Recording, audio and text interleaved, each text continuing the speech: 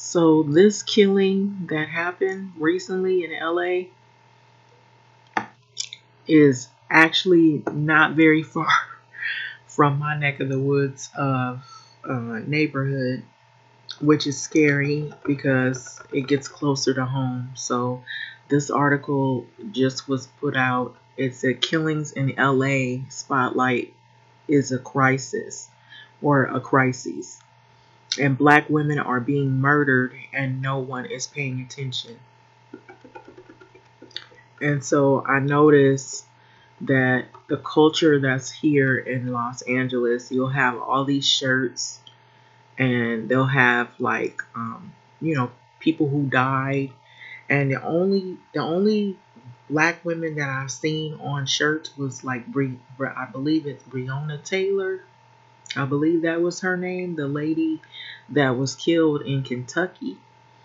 And after that, you didn't hear much of anything else. And so it has to be something that it's like that really like brings a lot of national attention.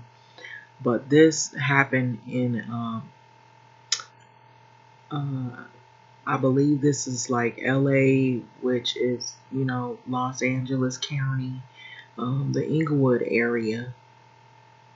And so it says killings in LA spotlight a crisis. And so there has been a lot of killings that have happened over here recently. And so you see the candles that they put out for the two women that were gunned down. There was also, I think, a male. Um, I believe she was having a birthday party, and it was a small gathering, but it was just, it sounded like it was like just her friends and her family. And there were two young ladies, and then there was a male that was killed, and then one was wounded. So it says here, this is a memorial to the victims of the fatal shooting in Inglewood. So America is reckoning with some of the most intense spates of gun violence in years. And so the gun violence, the homicides have gone up here in Los Angeles County a lot. And so it'll go into it. It says killings took place 2 weeks apart, but neither received national coverage, prompting questions about whose stories are told. So, like I was saying, I noticed that when it's like, you know, you see like people talking about like famous people, and usually I was like driving down Manchester and Western, there'll be like a lot of shirts. And it's shirts of people who have passed away, and maybe people who aren't passed away, maybe people who are still living. And a lot of times you see it's nothing but males, like men, like black men, you know. But you hardly ever see any black females. And the ones that are alive, you don't really see very many. The only shirts that I've seen was like Breonna Taylor and I think Kamala Harris when they had the election and Biden and Harris won. But I didn't really see any other women except I believe maybe Whitney Houston. I think I saw that shirt. And very rare. You don't see as you see more males than you do female acknowledgement. When it comes to black females, you see more of the males. And so I noticed that right away that you notice that this didn't get national attention. I think the only reason why the Breonna Taylor got a lot more attention is because a lot more people in that area spoke out and their voices were made vocal, and the family came forward and had hired lawyers, had lawyers, and it just was thrust into the spotlight. And a lot of famous people had chimed in about the whole incident. But when a person is not recognized enough, and if it's in a smaller area, or people say, "Oh, that's to be expected over there," in that area, then it doesn't receive the national coverage.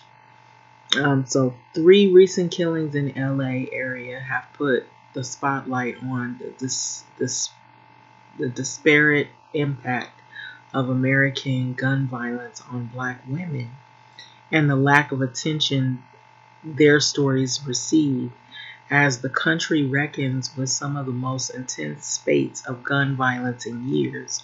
So both killings took place on the weekend, a mere 2 weeks apart. So on the 8th of January, California officials found the body of this was recent, Tioni Theus, who is a 16-year-old girl who was found shot at a busy on-ramp at the 110 freeway. And so this story I heard said that she might have been a victim of human trafficking. That's what I heard. And so on January the 23rd, sisters Breahna Stines and Marneysha Hamilton were among 4 people shot dead during a mass shooting at a birthday party in Inglewood. So neither incident received much coverage outside the local news, raising questions about which stories are elevated in the national spotlight and which mass shootings grasp the country's attention. So while discrepancies between the attention for white victims of violence and Black victims of violence is nothing new, community organizers and researchers worry about the message this phenomenon continues to send to young Black girls about their worth and potential. So this image of a young Black girl on the side of a highway with cars driving by speaks to the invisibility of Black life, said Nikki Jones, a professor of African American Studies at UC Berkeley. So Black girls are contending with the messages that their life is disposable. And that's an extremely dangerous message that it sends. And so Theus was born in LA, Compton's neighborhood. So family members described her as loving, caring, and smart, and fond of playing golf. So her life was turned upside down when her mother was severely injured in a motorcycle accident and moved into an assisted living facility, they said. So on the evening of the 7th of January, she reportedly told her father she was meeting someone at a party, according to the LA District Attorney George Gascon. So hours later, her body was found. So officials said on Wednesday that California Highway Patrol is continuing its investigation with assistance from the LA police.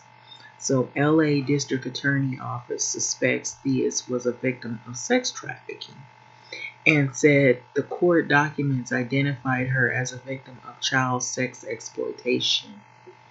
So, but officials did not announce any suspects or a motive for the killing. So authorities did announce $110,000 reward for the tips that lead to an arrest in this case. So a move Theus's family and the Black LA residents had been asking for weeks. And so as attention for Theus's killing has picked up in recent days, so have comparisons between the reactions to her death to the killing of Breahna Kupfer.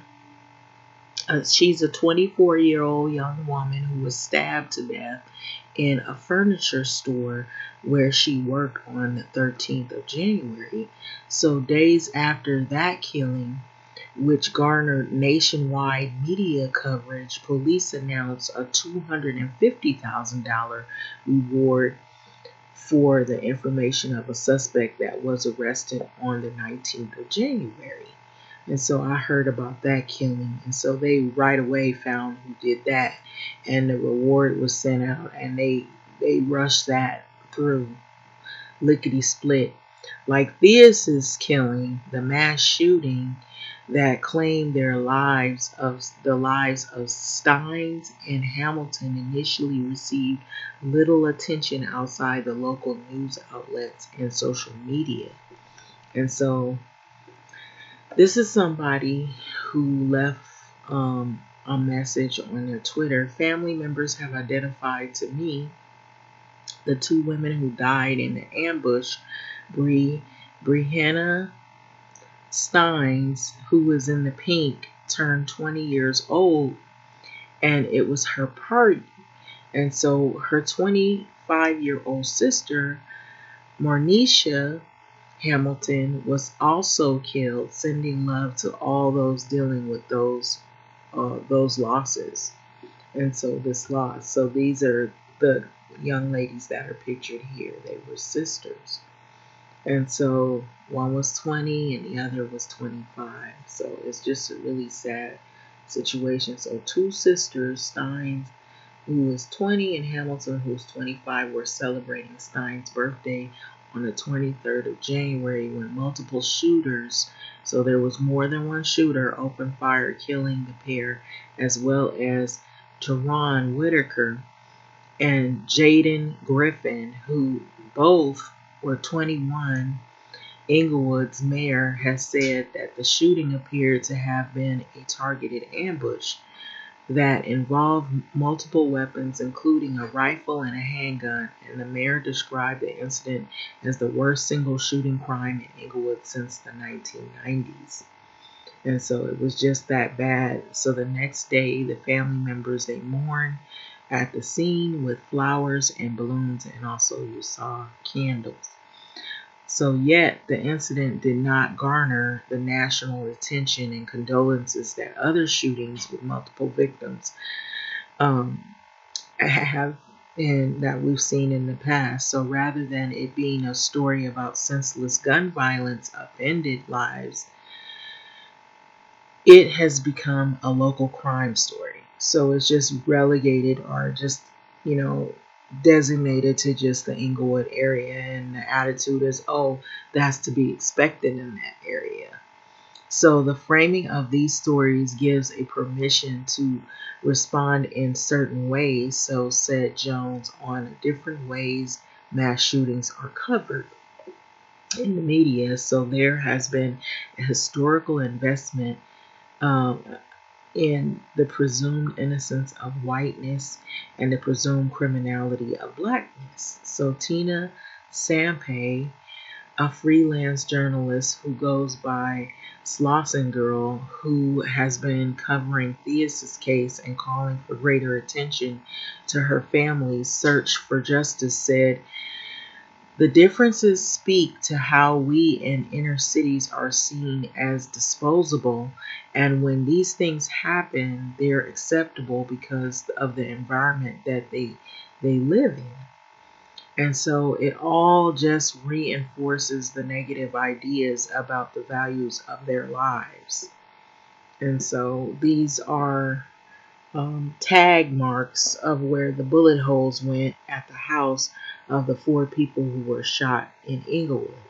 And so you can see there's multiple tags where all the bullet holes went. And so Stines, Hamilton, and Theus's death come after more than 18 months of increased homicides across the U.S., most of them perpetuated with guns. So across the U.S., homicides have increased by 30% between the years of 2019 and 2020.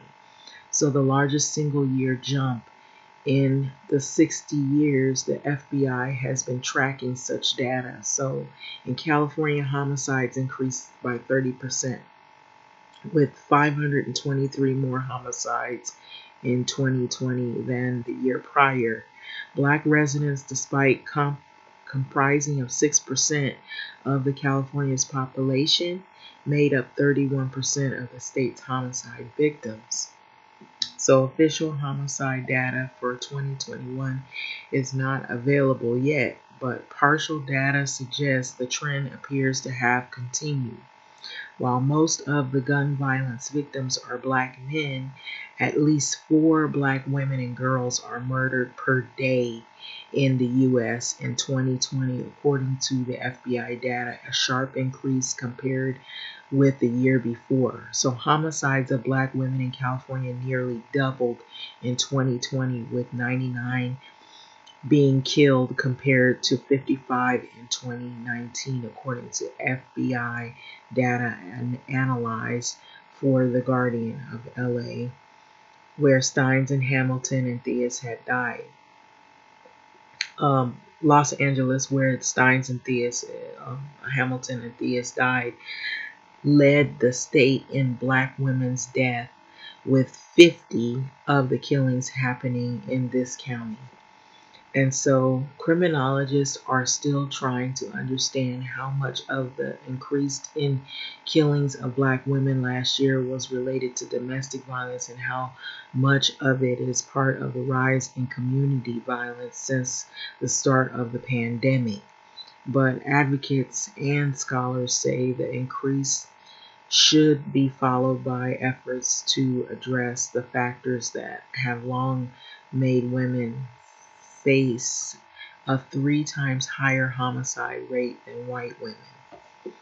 And so black women and girls are being murdered, and I don't think anyone is paying attention, said LaWanda Hawkins, a LA-based victims' rights advocate for justice for murdered children, the organization she founded in 1996. So Toni was a little girl, and they threw her body out like she was nothing, and that cut up my heart, and said Hawkins. So who has been a mainstay at the vigils for Theus, Stines, and Hamilton's death? So she's been an advocate for these families since they had to grieve over their loss of their loved ones. So Hawkins said she has long implored city officials and police to create a commission that looks specifically at killings and unsolved cases along or among this demographic, but so far nothing has materialized. But we need to be sending a message that they're fighting for these black girls, she added. And so right now, black women and girls see that their lives don't matter, and we need to let them know that your life as a black woman, girl, matters. We want them to know that they can reach for the stars. And so that's pretty much the article. I thought it was something that should be said, and to add to the advocacy and the fact of letting these things be made known. It's sad because you notice that people in areas like this don't really get the global or national attention, that is. I know it wouldn't be really global maybe, but in a way it should. Everybody should want to know, like, what happens on the other side of the world. How are my brothers and sisters doing on the other side of the world? And a lot of times people don't know. They assume that everybody is doing okay, and they don't realize that some of the issues that we face here are just as bad, where lives are taken, senseless killings happen, and homicide has definitely gone up. I have heard a lot of shootings. Like just today, I heard police helicopters, and they've been looking for people. And I think some of this has been community violence as well because of the pandemic. It's escalated, and I had made mention of that more recently, that I've noticed some of the crime, even the survival crime, what I call survival crime, when people shoplift or they steal from grocery stores, and then you'll have like unfortunate situations such as this where they find someone they feel is weaker than them and a victim, and they prey upon them. And so, what do we got coming up here? The SoFi Stadium is having um, they're having a Super Bowl, and I believe it's coming up pretty soon. And this is gonna be very close to where this shooting happened. And this actually, from what I heard on a news segment, that this was a rental house, and they have rental houses where people like Airbnb, sort of like something like that, where it's a short stay rental. And people have parties, they rent out a house, and they have get-togethers. So with the Super Bowl coming up, these places are going to once again probably rent out their homes, and they're going to be like football parties, and who knows what that kind of violence that we have going on, what that could bring. You don't know if people are going to drive by, and something else could escalate. And so the people that live in these neighborhoods that are longtime residents, sometimes they fear for their safety because of living next to what is the unknown. And so this has been escalating a lot. And I just hope that they find who did this to these girls, because none of them deserved any of this.